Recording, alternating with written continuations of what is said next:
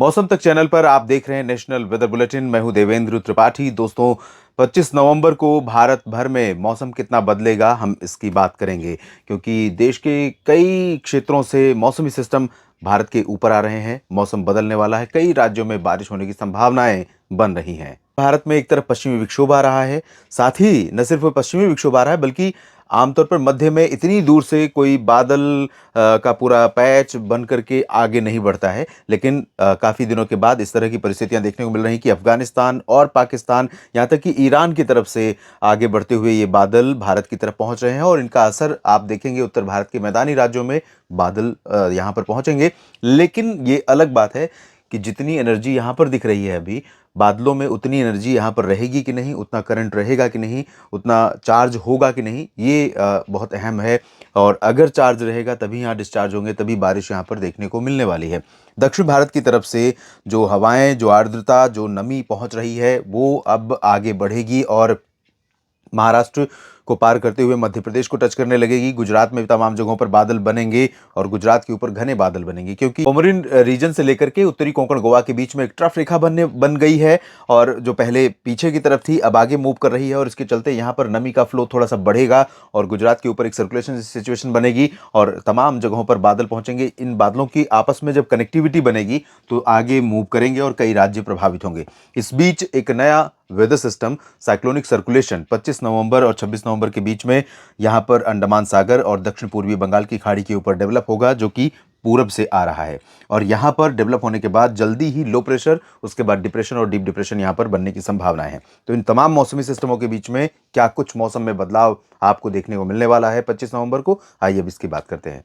तो उत्तर भारत के पर्वतीय क्षेत्रों पर WD पहुंचने के बाद और साथ ही साथ बंगाल की खाड़ी में हवाओं के रुख में परिवर्तन होने के बाद जब यहाँ से तेज़ हवाएं निकलनी शुरू हुई हैं, तो ये हवाएं उत्तर पश्चिम भारत से आने वाली जो हवाएं थी वो ऑलरेडी कमज़ोर पड़ रही थी और इनको जो इन हवाओं की पावर थी उसको कमज़ोर कर दिया इन पूर्वी हवाओं ने। और अब पश्चिमी हवाओं की जगह ले रही हैं पूर्वी हवाएं। तो यहाँ पर पंजाब तक, बिहार, झारखंड, पश्चिम बंगाल या उड़ीसा, छत्तीसगढ़ ही नहीं बल्कि मध्य प्रदेश और उत्तर प्रदेश से होते हुए हरियाणा, पंजाब, दिल्ली, राजस्थान, इन भागों पर भी और उत्तराखंड तक भी हवाओं का रुख पूर्वी रहेगा और यहाँ पर थोड़ा आर्द्रता ऐड होती रहेगी। आर्द्रता ऐड होने के चलते और साथ ही जो पश्चिम से जो मैंने पैच दिखाया उसके मूव करने के चलते यहाँ पर जो बादल पहुँचेंगे पंजाब या राजस्थान के ऊपर, उनमें थोड़ा सा इन हवाओं का रोल भी रहेगा। थोड़ा सा निश्चित तौर पर बादल और हेज, धुंध जैसा मौसम रहेगा, धूप का असर कम हो जाएगा। लेकिन ये बादल अभी उत्तर भारत के मैदानी इलाकों में बारिश देने में सक्षम नहीं होंगे। इनकी एनर्जी, जिसका जिक्र मैंने किया कि जितना करंट रहेगा, जितना चार्ज रहेगा, उतने उसके आधार पर ही संभव है कि डिस्चार्ज हो, यानी बादल बारिश के रूप में यहाँ पर बदलें और बरसें और बारिश हमें देखने को मिले। लेकिन वो अभी सिचुएशन यहाँ पर कल के लिए यानी 25 नवंबर के लिए नहीं है। और राजस्थान के ऊपर ज़रूर दक्षिणी भागों में कुछ स्थानों पर वर्षा होने की संभावना जैसलमेर और बाड़मेर, जोधपुर, जालौर, सिरोही, पाली, उदयपुर, इन भागों में देखने को मिलेगी। भीलवाड़ा, डूंगरपुर, प्रतापगढ़ और माफ कीजिएगा, माउंट आबू, कोटा, सवाई माधोपुर तक कुछ बादल ऐसे पहुंच सकते हैं जिनसे थोड़ी बहुत बारिश की संभावना बन सकती है। और जहां तक बात पर्वतीय क्षेत्रों की है तो जम्मू कश्मीर, हिमाचल प्रदेश और उत्तराखंड, इन भागों पर बादल आपको दिखाई देंगे। गिलगित बाल्तिस्तान, मुजफ्फराबाद से लेकर लद्दाख के ऊपर भी बादल दिखाई देंगे। ऊंचे इलाकों में यहाँ पर हल्की वर्षा या बर्फबारी की संभावनाएं बन सकती हैं। अभी चांसेस 25 नवंबर को कम है, 26 को यहाँ पर प्रोबेबिलिटी थोड़ा और बढ़ेगी। इसके बाद उत्तर प्रदेश की बात अगर हम करें तो उत्तर प्रदेश के ऊपर ये बादल पहुंचेंगे पश्चिम से पूरब की तरफ धीरे धीरे। शुरुआत में पश्चिमी क्षेत्रों में रहेंगे, उसके बाद आगे पूर्वी क्षेत्रों में वाराणसी, अयोध्या और प्रयागराज तक पहुंच जाएंगे और जौनपुर, आजमगढ़ तक पहुंचेंगे। लेकिन ये बादल यहाँ पर बारिश देने वाले नहीं, बहुत पतले बादल होंगे, सिर्फ धूप को रोकेंगे। तो धुंध जैसा मौसम रहेगा दिन में और धूप कम दिखाई देगी, तेज तीखी धूप नहीं होगी, तेज धूप नहीं होगी और हवाओं में नमी रहेगी, ठंडक कम रहेगी। बिहार, झारखंड, पश्चिम बंगाल और पूर्वोत्तर भारत में फिलहाल ड्राई वेदर रहेगा और यहाँ पर हवाएं बंगाल की खाड़ी से आ रही हैं, तो थोड़ा नमी होने के कारण इन भागों में भी कुछ पैचेस में क्लाउड बन सकते हैं, लेकिन ये बादल बारिश देने वाले यहाँ पर भी नहीं है। मध्य भारत में मेजर परिवर्तन आपको दिखाई देगा, खासतौर पर महाराष्ट्र और मध्य प्रदेश, गुजरात के ऊपर। जो बादल अभी तक महाराष्ट्र पर थे वो बादल धीरे धीरे उज्जैन, इंदौर, बैतूल, भोपाल तक पहुंचेंगे, शाजापुर पहुंचेंगे और विदिशा तक पहुंचेंगे। लेकिन इन भागों में भी बारिश मध्य प्रदेश में एक्सपेक्टेड नहीं है अगले 24 घंटों के दौरान। 24 घंटों के बाद यहाँ पर निश्चित तौर पर बारिश होने की संभावनाएं बनेंगी। हालांकि कुछ बूंदें पड़ सकती हैं इन भागों में, कहीं कहीं पर हल्की फुल्की बूंदें पड़ सकती हैं, ज़्यादा चांसेस नहीं है। यहाँ गुजरात की बात अगर हम करें तो गुजरात में सौराष्ट्र और कच्छ से लेकर के पूर्वी रीजन पर तमाम हिस्सों में बादल बनेंगे और कुछ बादल यहाँ पर काफ़ी थंडर वाले होंगे। तो थंडर स्टॉर्म अगर रहेगा तो उसमें एनर्जी रहेगी और इससे बारिश की आप उम्मीद कर सकते हैं। तो यहाँ पर संभावनाएं बन सकती हैं बारिश की।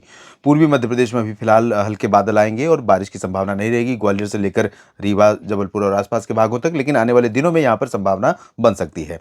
ओडिशा और छत्तीसगढ़ के दक्षिणी हिस्सों तक सीमित है बारिश और इन भागों में ही सीमित रहेगी, बहुत ज़्यादा चांसेस यहाँ पर नहीं रहेंगे।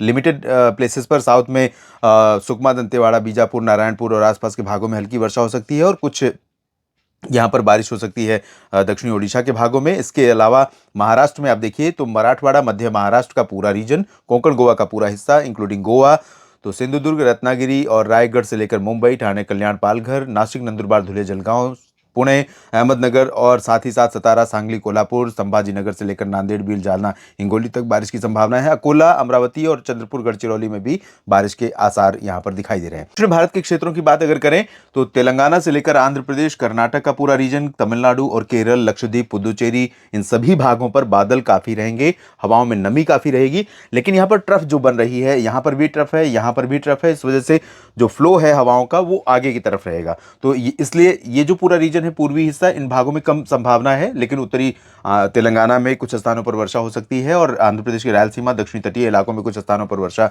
जरूर हो सकती है। तटीय कर्नाटक में तमाम हिस्सों में बारिश की उम्मीदें हैं। केरल में अधिकांश जगहों पर बारिश हो सकती है। दक्षिणी आंतरिक कर्नाटक में हसन, मैसूरू, बेंगलुरु और आसपास के भागों में बारिश के आसार हैं। तटीय तमिलनाडु यानी पुदुचेरी, चेन्नई से लेकर तंजावुर, कडलूर, पंबन और तिरुचिरापल्ली तक, इन भागों में माफ कीजिएगा, कई जगहों पर मध्यम से भारी बारिश हो सकती है। आंतरिक इलाकों में ज्यादा चांसेस नहीं है, लेकिन फिर भी वर्षा के आसार यहां पर नजर आ रहे हैं।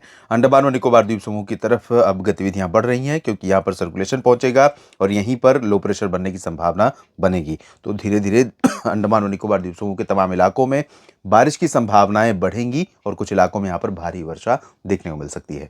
और इस वीडियो में भी फिलहाल इतना ही। आप बने रहिए मेरे साथ न्यूज़ मीडिया मंच और मौसम तक चैनल पर। अपडेट इस सिस्टम का या फिर WD का या फिर गुजरात के ऊपर जो सर्कुलेशन बनने वाला है या संभावनाएं बारिश की है उसके बारे में लगातार मैं आपको देता रहूंगा। आप सभी का बहुत बहुत धन्यवाद।